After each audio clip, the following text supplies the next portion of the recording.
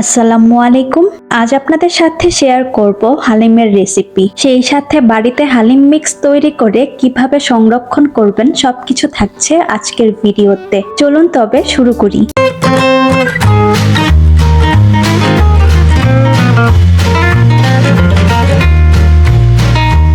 Halim mix তৈরি করার জন্য আমি নিয়েছি মুগ ডাল, বুটের ডাল, মসুর ডাল, গম, সিদ্ধ চাল এবং পোলাওয়ের চাল। সবকিছু আমি 2 টেবিল চামচ করে নিয়েছি। একটা পাত্রে পরিমাণ মতো পানি নিয়ে নিব। সবগুলো উপকরণ এখন পাত্রে ঢেলে নিব।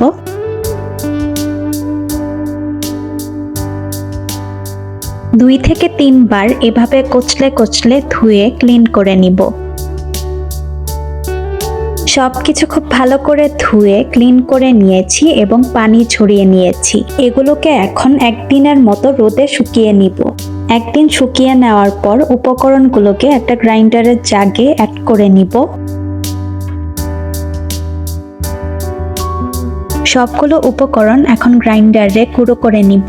তবে খুব একটা গুঁড়ো করার প্রয়োজন নেই, জাস্ট একটু আধা ভাঙা করে নিতে হবে। হালিম মিক্সটা তৈরি হয়ে গেছে। হালিম মিক্সটাকে এখন একটা পাত্রে ঢেলে নিব।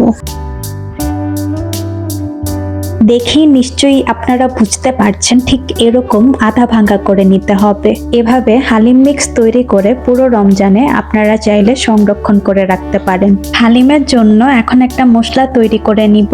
হলুদের গুঁড়ো নিয়ে নিব 1 চা চামচের মতো, লাল মরিচের গুঁড়ো 1 চা চামচের মতো, জিরার গুঁড়ো 1 চা চামচ, 1 চা চামচ ধনে গুঁড়ো, মেথির গুঁড়ো 1 চা চামচ,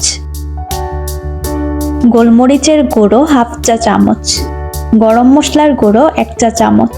আমি যে গরম মশলাটা ব্যবহার করছি এতে দারুচিনি, এলাচ, মৌরি, জয়ফল, জয়ত্রী সবকিছুই আছে, তাই আলাদাভাবে এগুলো আর অ্যাড করছি না। মশলাগুলোকে ভালো করে মিক্স করে নিয়েছি। হালিম মিক্সটাকে এখন পানিতে ভিজিয়ে নিব, আর অবশ্যই গরম পানি দিয়ে ভিজিয়ে নিতে হবে। এতে করে হালিম মিক্স কিছুক্ষণ পর ফুলে উঠবে। ভিজিয়ে রাখবো ঠিক 30 মিনিটের জন্য। চুলায় একটি হাঁড়ি বসিয়ে অ্যাড করব 3 টেবিল চামচের মতো তেল। তেল গরম হয়ে আসলে অ্যাড করব 1 কাপের মতো পেঁয়াজ কুচি। পেঁয়াজটাকে এখন লালচে করে ভেজে নিব। পেঁয়াজ লালচে করে ভেজে নেওয়ার পর সামান্য পেঁয়াজ একটা বাটিতে তুলে নিব। দিয়ে দিব 1 টেবিল চামচ করে আদা ও রসুন বাটা। ভেজে নিব ঠিক যতক্ষণ না আদা ও রসুনের কাঁচা গন্ধটা চলে যাচ্ছে। ঠিক এই পর্যায়ে অ্যাড করব সামান্য একটু পানি, কারণ এখন আমি হালিমের মশলাটা অ্যাড করব। পানি অ্যাড করার কারণে মশলাটা আর পুড়ে যাবে না। 1 থেকে 2 মিনিটের মতো মশলাটাকে কষিয়ে নিব।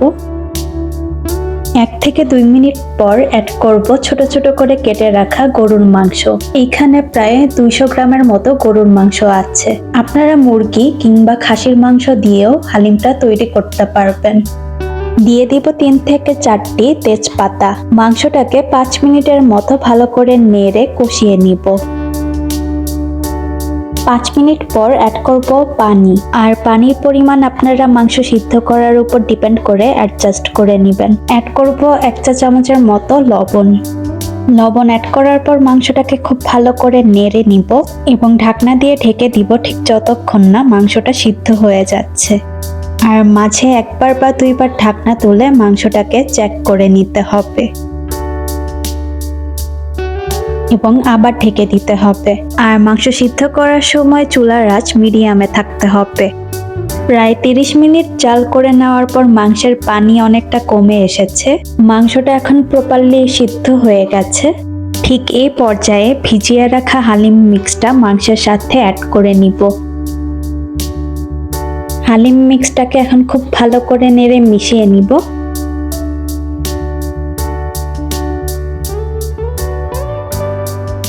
নেড়ে নেওয়ার পর অ্যাড করব পানি। যেহেতু হালিম তৈরি করতে একটু বেশি পানির প্রয়োজন হয়, তাই অ্যাড করব 6 কাপের মতো পানি। পানি অ্যাড করার পর হালিমটাকে এখন ভালো করে নেড়ে নিব। নেড়ে নেওয়ার পর চুলার আঁচ হাই করে দিয়ে ঢাকনা দিয়ে ঢেকে দিব ঠিক যতক্ষণ না বলক চলে আসছে। 10 মিনিট পর বলক আসতে শুরু করেছে। হালিমটাকে আবারও একটু নেড়ে নিব। দিয়ে দিব স্বাদ মতো লবণ, আর লবণের পরিমাণ বুঝে দিবেন, যেহেতু মাংস সিদ্ধ করার সময় লবণ ব্যবহার করা হয়েছে। দিয়ে দিব 4 থেকে 5টি কাঁচামরিচ। চুলার আঁচ এখন হাই থেকে মিডিয়াম করে দিয়েছি। হালিমটাকে এখন জাল করে নিব ঠিক যতক্ষণ না সবকিছু সিদ্ধ হয়ে যাচ্ছে। প্রায় 40 মিনিট জাল করে নেওয়ার পর হালিমটা সিদ্ধ হয়ে গেছে। হালিমটাকে এখন চুলার এক পাশে রেখে দিব। চুলায় আরেকটি হাঁড়ি বসিয়ে অ্যাড করব 2 টেবিল চামচের মতো তেল। তেল গরম হয়ে আসলে অ্যাড করব 1 টেবিল চামচের মতো পেঁয়াজ কুচি এবং 2 টেবিল চামচের মতো রসুন কুচি। পেঁয়াজ আর রসুনটাকে লালচে করে ভেজে নিব এবং হালিমের জন্য বাগার প্রিপেয়ার করে নিব। বাগার দেওয়ার কারণে হালিমের টেস্টটা বহুগুণ বেড়ে যাবে। বাগারটাকে এখন হালিমের সাথে অ্যাড করে নিব। বাগার অ্যাড করার পর হালিমটাকে লো আঁচে আরো 5 মিনিটের মতো জাল করে নিব। হালিমের ডাল সিদ্ধ হতে সাধারণত একটু বেশি সময় লাগে, আর জাল করার সময়ে অবশ্যই কিছুক্ষণ পর পর হালিমটাকে নেড়ে দিতে হবে, তা না হলে হালিম তলায় লেগে পুড়ে যেতে পারে। নামানোর ঠিক আগ মুহূর্তে দিয়ে দিব সামান্য গরম মশলার গুঁড়ো। গরম মশলা অ্যাড করার পর 1 থেকে 2 মিনিটের মতো রেখে চুলা থেকে নামিয়ে নিব। হালিমটাকে চুলা থেকে নামিয়ে নিয়েছি, আর এখন বেরেস্তা আর লেবু কুচি অ্যাড করে হালিমটাকে সার্ভ করব। আশা করি এই রমজানে আপনারা রেসিপিটি ট্রাই করবেন। আমার রেসিপিটি ভালো লেগে থাকলে আমার চ্যানেলটি প্লিজ সাবস্ক্রাইব করবেন, আর আপনাদের ফ্রেন্ডস অ্যান্ড ফ্যামিলির সাথে আমার রেসিপিগুলো শেয়ার করবেন। সবাই ভালো থাকবেন। আল্লাহ হাফেজ।